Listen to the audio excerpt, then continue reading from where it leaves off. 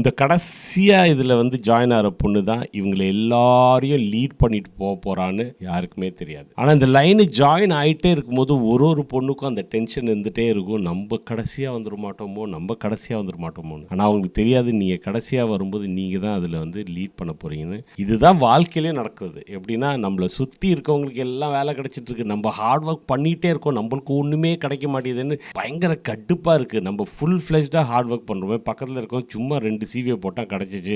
நம்ம ஒரு நாளைக்கு 30 சிவி போடுறோம், ஒன்றுமே கிடைக்க மாட்டேதுன்னா நம்ம வந்து அதுக்காக வந்து சோர்ந்து பின்னாடி உட்காந்துட்டோம்னா காலி. இப்போ நம்ம ஆதித்யா டேரக்டர் இருக்கார்ல, துரந்தர், அவரோட கதையை எடுத்துக்கோங்க. அவர் வந்து இன்டர்நேஷ்னல் கிரிக்கெட்டில் வந்து ப்ரொஃபஷனல் கிரிக்கெட்டராக ஆகணும்னு சொல்லி அண்டர் 19க்குலாம் பயங்கரமாக ப்ராக்டிஸ் பண்ணி விளையாடணும்னு போயிருக்காரு. செலெக்ஷன் வர போயிட்டு ராஜர் பின்னியோட பையனான்னு பார்க்கும்போது பின்னி கிடச்சிச்சு, இவர் வெளியில் வந்துட்டார். அதுக்கப்புறமா அவர் வந்து உடலை அவர் வந்து என்ன பண்ணாருன்னா ஃபுல்லாக ஹார்ட் ஒர்க் பண்ணி, சரி அந்த இதில் கிடைக்கல எனக்கு பரவாயில்ல, நான் அடுத்தது என்ன சூஸ் பண்ண முடியும், ஓகே அந்த கரியர் முடிஞ்சிச்சுன்னா வேற என்ன பண்ணணும்னு சொல்லிட்டு அவருக்கு ஏற்ற மாதிரி ஒரு கரியர் எடுத்து இன்னைக்கு பார்த்தீங்கன்னா இந்தியாவிலேயே ஒன் ஆஃப் த டாப் டைரக்டர்ஸில் இருக்காரு. சப்போஸ் அவர் கிரிக்கெட்டராக போயிருந்தா கூட நம்ம இந்த மாதிரி ஒரு பியூட்டிஃபுல் படம் பார்த்துருப்போமா இல்லையான்னு தெரியல. ஸோ எல்லாமே நன்மைக்கு தான். ஸோ பாசிட்டிவாக இருங்க, ஃபுல் ஹார்ட் ஒர்க் போடுங்க. தேங்க்யூ.